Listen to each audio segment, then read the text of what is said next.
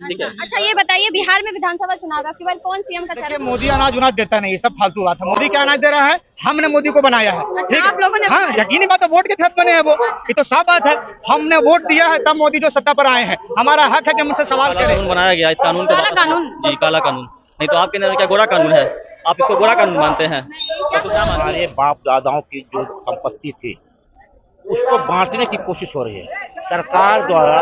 उसको एक बिल ला करके उसको कब्जा करने की सरकार द्वारा? ये सरकार द्वारा उसको मंशा है कि उसको छीन लिया जाए, हमें निकल जाइए। जो चीज हमारी है उसमें आपको समझाने की, बताने की, बांटने की, छीनने की जरूरत नहीं है। आपसे ज्यादा अक्लमंद हमारे पास लोग हैं, आपकी कोई जरूरत नहीं है। नमस्कार दोस्तों, आप देख रहे हैं लाइव लॉन्ग न्यूज। मैं हूं जानकी। आज हम पटना के गांधी मैदान में आए हैं और गांधी मैदान में जो कि है वक्त संशोधन बिल के विरोध में आज लाखों की संख्या में मुसलमान इकट्ठे हुए हैं, एकजुट हुए हैं। उनसे जानते हैं कि वो क्या कुछ उनकी मांगे हैं, क्या कुछ चाहते हैं।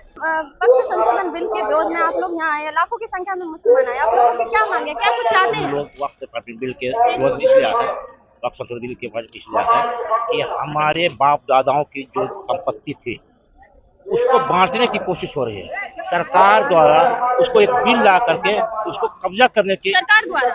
ये सरकार द्वारा उसको मंशा है कि उसको छीन लिया जाए हमारी प्रॉपर्टी के। हमारी बाप दादाओं ने हमारी कब्रिस्तान के लिए, हमारे मस्जिदों के लिए, हमारे खानकाहों के लिए जो प्रॉपर्टी दी हुई है उनकी मंशा है कि इस प्रॉपर्टी को छीनने की साजिश चल रही है, जिसके लिए हमारे बुजुर्गों ने ये आज एक ही आंदोलन नहीं है, कई आंदोलन हो चुकी है और हो सकती है अगर सरकार सचेत नहीं होगी तो हम अपनी कुर्बानी देने के लिए तैयार है।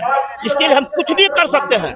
अगर हमें इसके लिए अपनी जान देनी पड़ जाए तो हम इससे पीछे नहीं हट सकते। और कहाँ से आए आप लोग? हम बिहार अररिया जिला फॉरगंज आए हुए हैं। अच्छा, आप कहाँ से आए? मुंगेर जिला। अच्छा, मुंगेर जिला से। क्या कुछ मांगे, क्या चाहते हैं? ये मांगे, ये बिल हमारा रिजेक्ट होना चाहिए। ये बिल काला कानून है, ये हम लोग एक्सेप्ट नहीं करेंगे इसे। काला कानून है? जी बिल्कुल काला कानून है ये। क्या इसे कुछ हम मांगे रिजेक्ट करना, आप? इसे रिजेक्ट होना चाहिए, इसे एक्सेप्ट नहीं करेंगे हम। सरकार कह रही है कि मुसलमानों को गलत तरीके से बलगलाया जा रहा है। ये सरकार वो अपने आप में सिर्फ हम लोग को उलझाना चाह रही है, लेकिन हम लोग उलझने वाले में से नहीं है।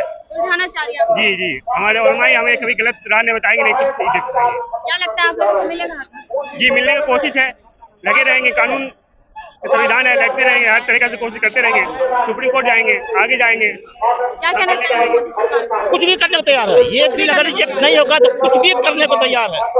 अगर हमें शहीद होना होगा तो हम इससे पीछे नहीं हट सकते हैं। उसमें में आप क्या कुछ करेंगे? उसमें में आप क्या कुछ करेंगे? कुछ भी कर सकते हैं हम, कानून के दायरे में रहकर हम कुछ भी कर सकते हैं। हम कानून के विरोध में नहीं, हम सरकार के खिलाफ उसकी आलोचना। मोदी सरकार से आप खुश नहीं है क्या? नहीं, सरकार से कुछ नहीं लेते, सरकार से कोई नहीं। हमारा जो डिमांड है, हमारी जो चीजें हैं, सरकार से खुश ना, सरकार के नियम से मैं खुश नहीं। सरकार नहीं, सरकार तो क्या सरकार कुछ नियम कर दिया आपने? क्या ये कुछ नियम कानून कर के दिया? लिए से हम लोग विरोध में, ये कानून जो आया है इसके लिए हम लोग विरोध में है। इससे हम लोग उससे सहमति नहीं है बस, और कोई भाई सरकार से हमें और कोई प्रॉब्लम नहीं है। हमारी सरकार है, भारत की सरकार हमारी सरकार, चाहे जो भी हो, प्रधानमंत्री कोई भी वो हमारा प्रधानमंत्री है। हमें जो चीज से नुकसान हो, जिस चीज को हम सबको समझाया जा रहा है, ये चीज हमारे फायदा के लिए है। आज का कोई छोटा सा बच्चा भी यदि समझ सकता है कि ये खिलौना मेरे लिए खेलने के लिए है, ये मेरे विस्फोट करने के लिए है। आप क्या कहाँ से आए आप? जी मैं जिला मधुबनी बिहार से आया हूँ। क्या कुछ मांगे हैं आप? मांग यही है कि ये जो काला कानून वक्फ एक्ट जो लाया गया है वो संविधान के खिलाफ भी है। संविधान जो हमारा मौलिक अधिकार देता है, हम धर्मनिरपेक्ष भारत देश में रहते हैं और हर तरह की आज़ादी है। आप मान लीजिए ये माइक आपका है, अगर आपको ये अगर हो, आपको मन हो कि हम इस माइक को मस्जिद के अंदर दे दे, वक्फ कर दे, तो ये आपकी प्रॉपर्टी है। लेकिन सरकार ऐसी कानून ला रही है कि अगर कोई इंसान अगर वक्फ में अगर कोई प्रॉपर्टी देना चाहती है तो सरकार उसकी जांच करेगी कि वो 5 साल तक मुसलमान है या नहीं है। ये सामान आपका रहा है, ये कैमरा आपका है, आपका पूरा अधिकार है, इसको जहाँ चाहे आप दे सकते हैं, ये आपका मौलिक अधिकार है। लेकिन सरकार ऐसे ऐसे कानून ला रही है जिससे मुसलमानों को टारगेट और परेशान किया जा रहा है। जैसे मैंने आपको कहा कि इस कानून में एक ऐसा एक्ट है कि अगर कोई हिंदू अगर कोई जमीन वक्फ में दे या मुसलमानों के लिए दे तो अब जो है सरकार उसकी जांच करेगी कि 5 साल तक वो मुसलमान था कि नहीं। अब बताइए उसकी जांच कैसे होगी? क्या उसके घर में सीसीटीवी कैमरा लगाया जाएगा कि 5 साल तक वो मुसलमान रहा है कि नहीं, तब वो दे सकते हैं। अगर आपकी संवेदना मुसलमानों के साथ है और आप अगर चाहे कि हम कुछ जमीन मुसलमानों को दें तो आप मुसलमान होंगे तभी दिया जा सकता है, उसके बगैर आप नहीं दे सकते। अगर आप देंगे भी तो सरकार आपको नहीं देने देगी, इसलिए कि आपकी जांच होगी कि आप 5 साल तक मुसलमान है या नहीं। तो ये एक ऐसा कानून है जो पूरे तरफ से लोगों को घेरा जा रहा है, और जितने भी धर्म निरपेक्ष, चाहे मस्जिद हो, मंदिर हो, गुरुद्वारे हो, सब अपने अपने एतबार से चला रही है। लेकिन एक ऐसा कानून, वक्फ कानून, जिसमें जो उनके जानकार सलाहकार नहीं होकर के भी हमारे ऊपर थोपा जा रहा है। जो वक्फ को वो जानता नहीं, वक्फ क्या है, जैसे आप सनातन धर्म से परिचय या उसमें अपनी ये आस्था रखते हैं, तो उसके बारे में आपको मालूम है कि वो क्या है और क्या गलत है, उसके बारे में हमको नहीं पता। उसके जो भी मेंबरान हैं आप ही होंगे, हम नहीं हो सकते। लेकिन वक्फ के अंदर सरकार ये चाह रही है कि इसमें हिंदू भी मेंबर हो। जैसे अभी राम मंदिर बना तो कितने मुसलमानों की मेंबरशिप मिली, उसमें एक भी मुसलमानों की मेंबरशिप नहीं मिली। तो ये वक्फ कानून हमारा शरीय कानून है, और शरीयत के एतबार से जीने का हक ये भारत का संविधान देता है। पहले संविधान,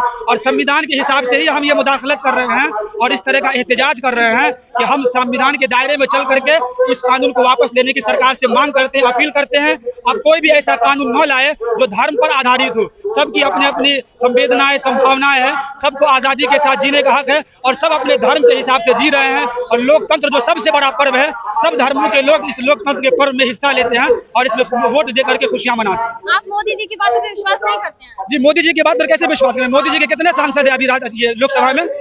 मोदी जी के 240 मेंबर है। अगर मोदी जी अगर मुसलमानों के हितैषी होते तो कम से कम 10 मेंबर मुसलमानों का रखते ना पार्लियामेंट में, कि हमने मुसलमानों को जगह दिया ताकि मुसलमान जो पसमानदा तबका, नीचे तबका के लोग हैं, वो मुसलमानों की नुमाइंदगी करे, उसकी रहबरी करे और उसके हक हुकूक की लड़ाई कहाँ उठावे? ये संसद भवन के अंदर। लेकिन मोदी जी के पास तो एक भी नहीं सांसद है, तो हम कैसे समझे कि वो हमारा हितैषी है, हमारे रहनुमा है? हमारे दर्द को तो वही समझेगा जो हमारा होगा, और जो हमारा ही नहीं वो हमारे दर्द को कैसे समझेगा? जी, और कुछ पूछना चाहेंगे? आप कहाँ से आए? मैं तो झारखंड का रहने वाला हूँ। फिलहाल यहाँ पर फुलवारी शरीफ पटना में दारुल इस्लामिया इमारत शरीया फुलवारी शरीफ पटना पढ़ाई करता हूँ। क्या कहना चाहेंगे? लाखों की संख्या में आज आप इकट्ठे हुए हैं। देखिए, ये हमारा हक था क्या है। यकीनी बात है, कोई भी कानून बनाई जाती है तो उसमें लोगों को फायदा होना चाहिए। ऐसे कानून बनाया जाए, किसी भी जो है सो कौम का हो, हिंदू हो, मुसलमान हो, सिख हो, ईसाई हो, कोई भी धर्म का हो, फायदे के बिना पर कानून बनानी जानी चाहिए। और ये जो कानून बनाई जा रही है वो इसमें मुसलमानों का साफ नुकसान है।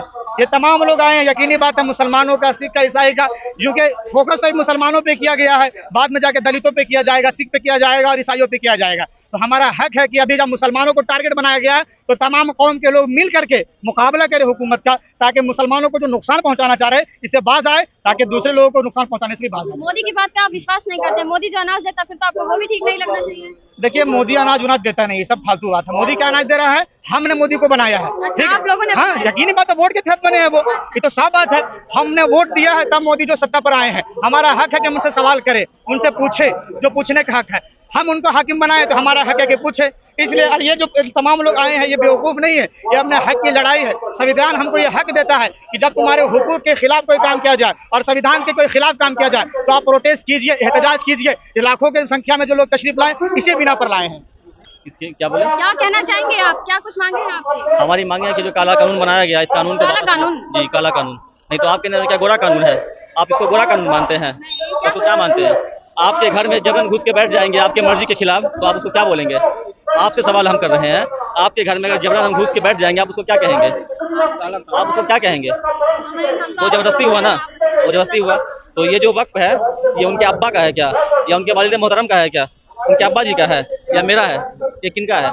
आपका घर आपका या मेरा है? बताइए आप बताइए, मैं तो आपसे सवाल कर रही हूं। आपका घर आपका या मेरा है? ये मेरा घर तो मेरा है, और ये वक्फ मेरा है, उनके अब्बा जी का नहीं है। तो फिर क्या कहना चाहेंगे ऐसे में मोदी को? किसको? मोदी जी को क्या कहना चाहेंगे? मोदी जी को कहना चाहेंगे कि वो इन हरकतों से बाज आ जाएं। जी, यही कहना चाहेंगे। जो जुल्म कर रहे हैं उस जुल्म और बर्बरियत से आप निकल जाइए। जो चीज़ हमारी है उसमें आपको समझाने की, बताने की, बांटने की, छीनने की जरूरत नहीं है। आपसे ज्यादा अक्लमंद हमारे पास लोग हैं, आपकी कोई जरूरत नहीं है। ठीक है। अच्छा, ये बताइए, बिहार में विधानसभा चुनाव है, आपकी बार कौन सीएम का चेहरा बनेगा? वही सीएम का चेहरा जो ईमानदार होगा और जो मेरे साथ खड़ा होगा। जो हमारे साथ जो रहेगा वही सीएम का उम्मीदवार होगा, वही पार्टी जो है सीएम का उम्मीदवार होगा। क्या कहना चाहेंगे? जो सेकुलर छवि के होंगे, जो सबके भावनाओं का आदर करेंगे, वही इस प्रदेश का मुख्यमंत्री होगा। सबके भावनाओं का और सबके धर्म का जो मतलब के ये उसकी जो जिसमें आस्था है उसका सम्मान करेंगे, उसी की जगह होगी। बाकी जो भी बंटवारे की राजनीति करेगा तो बिहार में बंटवारे की राजनीति न चली है न चलेगी। आपने एक अनाज का सवाल किया, मोदी जी आजकल में आकर के 5 किलो अनाज दे रहे, क्या इससे पहले लोग जिंदा नहीं थे? ये 5 किलो पर आज भी लोग जिंदा नहीं है। हम जिंदा हैं अपने अनाज पे, उनके अनाज पे नहीं। अगर 5 किलो वो आज देना भी बंद कर दे तो हम खुशी से इसको एक्सेप्ट कर लेंगे। लेकिन आपको समझना चाहिए, हमको चाहिए भागीदारी एजुकेशन में, हमको चाहिए भागीदारी। जो वो लोकसभा का टिकट बांटते हैं तो कम से कम 10-20 मेंबर हमारे मुसलमान को क्यों नहीं बनाते हैं? तो हमारे हितैषी कैसे हो सकते हैं? सारा उसका जो एक्टिविटीज है वो सारा एक्टिविटीज बता रहा है कि हम इनके अगेंस्ट में काम कर रहे हैं। तो सिर्फ जबान से बोल देने से काम नहीं चलेगा, आपको धरातल पर और जमीन पर उतर करके दिखाना होगा कि हम हकीकत में मुसलमानों के हितैषी है और हमने मुसलमानों के बच्चों के लिए, उनके हक के लिए, हुकूक के लिए हमने लड़ाई लड़ी है। तब ये सारे लोग यहाँ गवाही देंगे उसके हक में। लेकिन उसका कोई भी काम ऐसा नहीं है जो हम मुसलमान सता ना करें, खास करके अल्पसंख्यक और जो दलित समाज के लिए, उनके लिए तो बहुत ही निंदनीय चीज मोदी जी ला रहे हैं, जिससे सभी को नुकसान होना। तो चलिए, थैंक यू। देखिए दोस्तों, आप लोगों ने इन लोगों की बातचीत सुनी, आप लोगों को बातचीत कैसी लगी कमेंट बॉक्स में जरूर बताइएगा। आप देख रहे थे लाइव न्यूज़, मैं हूं जानवी।